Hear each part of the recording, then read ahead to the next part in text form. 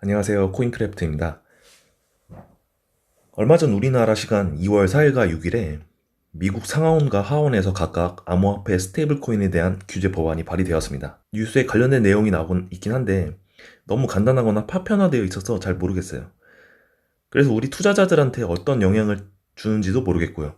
그래서 오늘은 이 각각의 법안에 대한 내용에는 어떤 것들이 있는지 상세히 살펴보고 우리 암호화폐 투자에 어떠한 영향을 미치게 될지 알아보는 시간을 가져보도록 하겠습니다.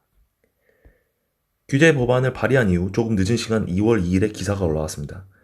미국 하원에서는 야당인 민주당이 그리고 상원에서는 여당인 공화당이 각각 법안을 발의했습니다. 그런데 역시 여당과 야당답게 암호화폐를 바라보는 시야에서 극명한 차이를 보였는데요. 여당인 공화당은 암호화폐의 혁신과 시장 주도의 접근을 강조한 반면 야당 민주당은 연방 차원의 강력한 감독을 주장하였는데요. 이제 본격적으로 각각의 법안에 대해서 살펴보도록 하겠습니다. 야당 민주당에서 발의한 법안 먼저 살펴보시죠. 2월 6일 미 하원 프렌치 의원이 발의했고요. 법안명은 스테이블 액트입니다. 일단 딱 꼭지만 봐도 뭔가 갠세이 놓는 게 확 느껴지죠.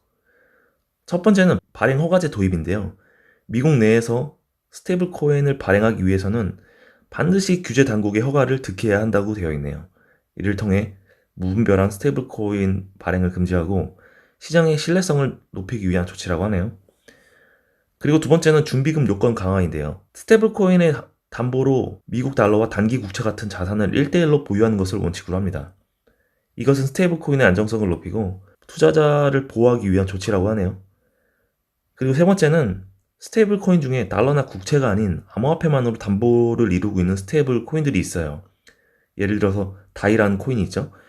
이런 암호화폐 담보 또는 무담보 스테이블 코인들에 대해서는 2년간 발행을 금지하고 2년 동안 여러 금융기관의 감시를 받아야 한다는 것입니다.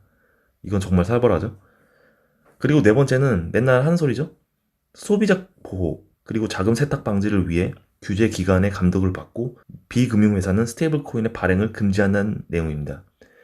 마지막으로 이와 같은 규제를 하나라도 위반했을 때 최대 100만 달러의 벌금 또는 5년 이하의 징역형 아니면 두 가지 모두 처벌이 가능하게 됩니다. 이것만 봐도 역시 민주당은 암호화폐를 전혀 허용하지 않겠다는 강력한 의지가 보이죠. 그럼 여당에서 발의한 법안의 내용을 살펴보겠습니다. 미 상원 빌 해거티 의원이 발의를 했고요. 법안명은 지니어스 액트입니다. 첫 번째 발행허가제 도입과 준비금 요건 강화는 야당이 발의한 스테이블 액트와는 동일합니다. 이것으로 확실한 것은 야당과 여당이 발의한 법안은 미국 달러를 담보로 하는 스테이블 코인만 정식 암호화폐로 인정을 하겠다는 거예요. 거기까지는 워딩이 동일하고요.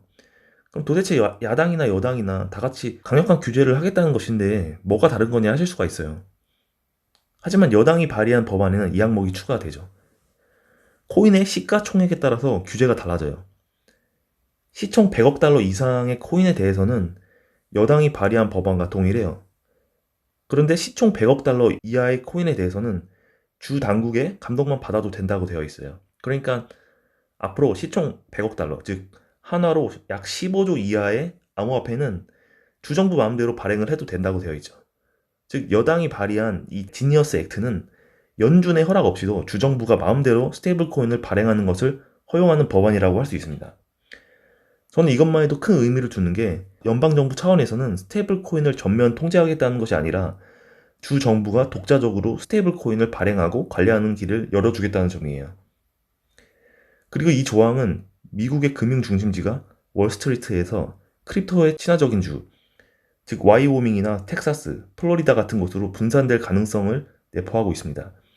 특히 암호화폐 기업들이 연방 규제를 피해서 크립토 친화적인 이동을 해서 합법적으로 운영할 수 있는 길이 열린다는 점에서 암호화폐의 유동성이 더 커질 수도 있는 상황인 거죠. 이렇게 규제 법안이 발의되었고 아무래도 상원, 하원 모두 공화당이 다수당을 차지하고 있기 때문에 아무래도 여당 주도의 법안이 통과될 가능성이 높죠. 그럼에도 불구하고 시장의 반응은 여전히 미지근하죠. 그것은 시장이 바라보는 관점과 정부의 관점에 있어서 상당한 괴리가 있기 때문이에요. 시장은 훨씬 더 파격적인 것을 원하는 상황이죠. 비트코인을 전략 비축 자산으로 적용한다든지 하는 그런 발표를 바라고 있는 거죠. 하지만 정부는 시스템의 리스크를 고려하면서 금융 안정성이나 권한 유지를 하는 것이 목표이기 때문에 이런 과정에서 정책의 변화 속도가 투자자의 기대보다 늦어지는 괴리가 발생을 하는 거죠.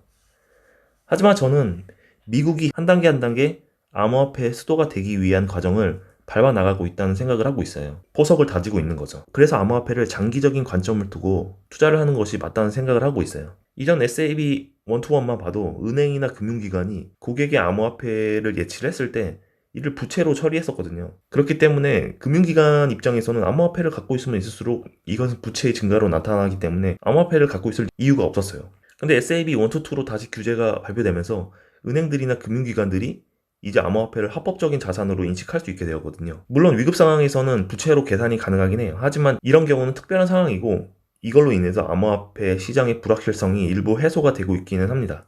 그리고 이렇게 생각하실 수 있어요. 그냥 트럼프 대통령이 행정명령으로 비트코인 전략자산으로 편입해 이렇게 할 수도 있잖아요. 실제로 미국 대통령은 그렇게 할 수 있는 힘을 갖고 있기도 해요.